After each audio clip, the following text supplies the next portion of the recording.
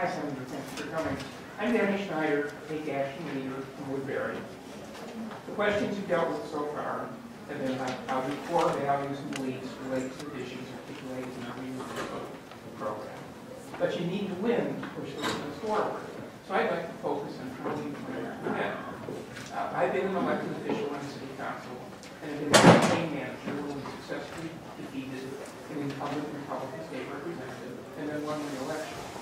Successful candidates usually have some critical differentiator coupled with a unique campaign strategy. The candidate I worked with had an advanced academic degree. Another House candidate was a popular, well-known teacher of the year. Their campaign was specifically designed to leverage those unique attributes and skills to be successful. So, Steve, we know you'll work hard. We know you'll bring a great team together. We know you'll refine your message, deliver it, and do all the usual things expected of a great campaign. But besides these, what makes your candidacy unique? What different from past losing campaigns? What special qualifications or qualities and the accompanying campaign strategy will make you a winner? Okay. Sounds like a perfect 2.5-minute question. So, thank you for the question, Dan. So, to begin with, I grew up in Minnetonka, and I represented Hopkins, St. Louis Park, and Golden Valley. When I grew up, Minnetonka was actually a suburb of Hopkins. It was an unincorporated village, and so going downtown was going to Hopkins. My grandfather worked in the post office in Hopkins for 23 years. My grandmother was actually a Farmer Labor Party activist in Hopkins for a long time before the merger of the two parties under the efforts of Hubert Humphrey. So I'm rooted in the suburbs, but I worked in Minneapolis for a long time. When I was growing up, my parents owned this small fishing resort in the summer, and I mowed the lawn and cleaned boats. And then one summer, my dad decided that we'd go into the restaurant business, so we bought a place in Detroit Lakes where I was a busboy and I cooked potatoes and things like that. So one difference about my candidacy in this race is that I believe we need to have a whole state campaign.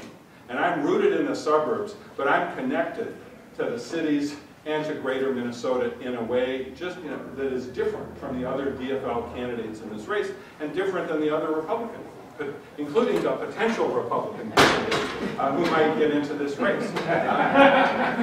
So that's one way in which I am different. Now we also explored emphasizing the fact that because of my interest in science and technology, I was probably the only nerd candidate in the race. But we decided that was not a winning strategy, so we're not emphasizing that. But what we have been doing is emphasizing the point of view that we have to win this.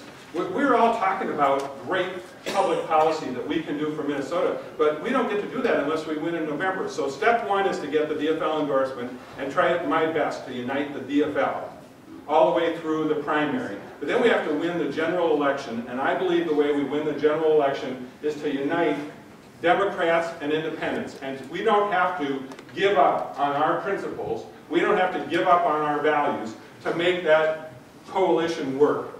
And it's the only way we're going to get a governing majority in this state. There aren't enough Democrats to get the job done. That's why we have to put those teams together if we want to actually put these public policies into place and leave our state better for our grandchildren. So, Steve, I want to follow up, and I think that you talked about the differences between the candidates. This isn't your first time running for governor. Last time you had still grown up in Minnetonka, still lived in a suburb, ran on education, ran on technology and innovation. So what makes it different this time compared to last time? Well, after the DFL endorsing convention last time, I think a lot of Democrats suffered buyer's remorse.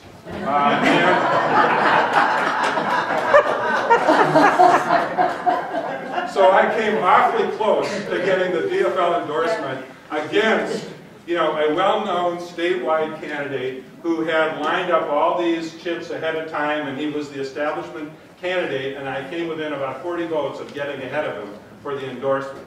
And so we have some great candidates in this race. But no one of them is as strong a candidate as Mike was in the 2006 endorsement contest. So I see an opportunity that maybe this time the message about how we put together a coalition that stretches from the cities through the suburbs and into rural areas is the one that Democrats will buy into, because hopefully 3 times losing the governor's race because we don't campaign in the suburbs will get through to Democrats and progressives that doing the same thing over and over again is not a good thing to do. Hi, Steve. My name is G. Nichols. We met at Showview, as a matter of fact. I am from Showview. I am a Take Action leader for Senatorship 53 team and a co-chair of the reNEW Minnesota African American Table. For me, the reNEW Minnesota vision is at the core of all the work that I do in the race for governor, my community activism, even my connection when helping to bring my perspective of the national agenda to the minds and ears of our locally elected officials. The reNEW Minnesota vision is very encompassing, as you know, and demands a change in direction for our state. It is truly a different path to be explored. The reNEW Minnesota vision calls out for a restructuring of who holds power in the state, the role of government in our lives, and the role and the essence of democracy. I know this vision for Minnesota will not be achieved overnight and can take years to accomplish, but we need to make changes immediately if we are to get started down this path. I plan to be around to hold the next governor key to our vision. When and if you are elected governor, you will be assuming leadership from an individual who has very little regard for progressive thinking. What will you do to make sure you keep your eye on the reNEW vision, which is our shared vision, and not be derailed by the mess at hand? Plainly put, you are walking into a state where no easy solutions exist, so how do you prioritize and not park the reNEW bus? Great question. So, I would start by recognizing that as much power as the governor has, no governor has the power, even in good times, to continue to transform the state in the way that we need to transform the state. So even more in challenging times, I'm going to have to call on people across Minnesota to be part of this, because the governor, the state government by itself, can't be enough of the solution. I mean, think about climate change. To really make the difference that we want to make on climate change and leaving our environment better off, each one of us in our own lives is going to have to make better informed decisions about how to reduce our carbon use and how to conserve energy. Each one of us is going to have to be part of our communities in thinking about how we do a better job of mentoring our kids. If we actually wanted to make sure that all of our kids had the math skills that we want them to have, it would not be okay for any child to go home and say, math was really tough for me today. It's just too hard for me. And it would not be okay for mom or dad to say, yeah, I really had a tough time on that. You can get by without that.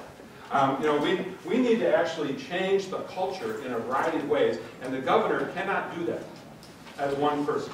And I've demonstrated my commitment to engaging people in this throughout my career in public life.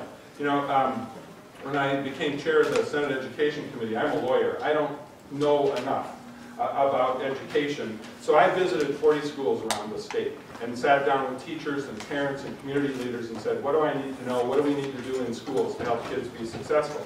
It also wasn't enough to go talk to the adults. So I created a youth advisory council. It was the first time that a Senate committee had a youth advisory council, and we met with them, and it was a pretty diverse body. I remember there were, the one year there was a Hmong student and a young man from Ormo, and so we have to include people that way.